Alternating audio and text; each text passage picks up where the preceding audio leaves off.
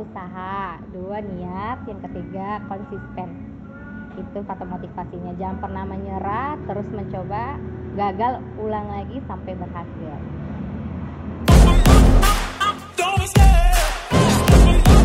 Nama saya Siti Khadijah, umur saya 30 tahun. Saya ibu rumah tangga yang memiliki 3 anak laki-laki. Saya terlahir di Jakarta. Orang tua saya, bapak dari Betawi Rawasari, ibu saya Sunda dari Kerawang. Nah, saya dari keluarga yang sederhana. Dan alhamdulillah, saya dari kecil itu sudah diurus oleh tua saya selama berapa tahun, dan orang tua saya itu kerja ya kan di daerah Sumber Batu sebagai konveksi. Sampai akhirnya orang tua saya si bapak ngelamar jadi Pemda di DKI Jeruk Purut. Beliau kerja sebagai tukang gali kubur, tapi saya tuh sebagai anak nggak pernah malu, malah merasa bangga karena orang tua saya itu pekerjaannya sangat mulia.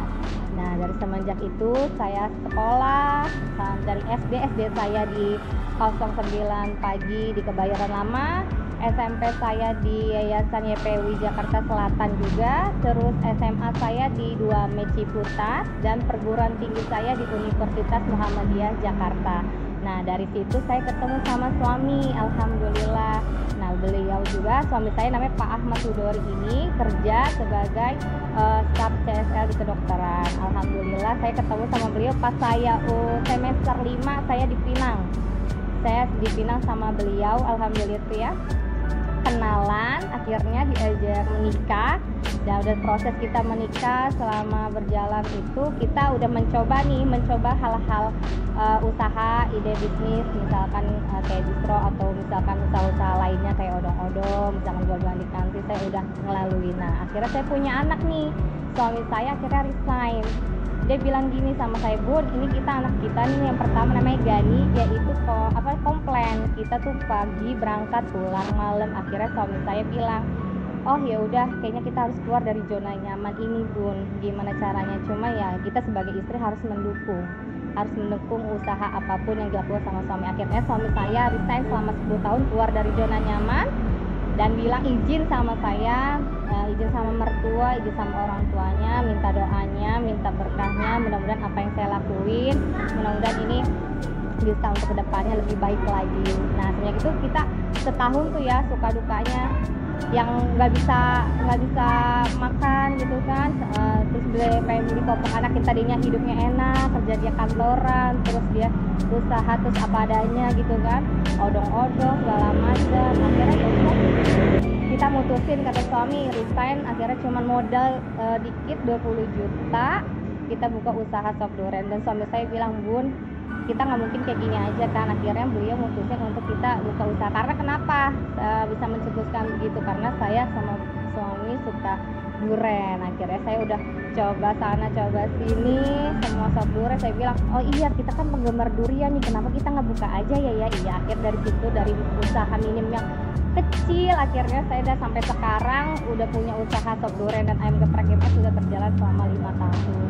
Dan alhamdulillah berjalan. Nah, sukanya itu ya sekarang kayak gini, udah menikmati hasilnya. Yang orang lain baru mulai, saya udah menikmati hasil.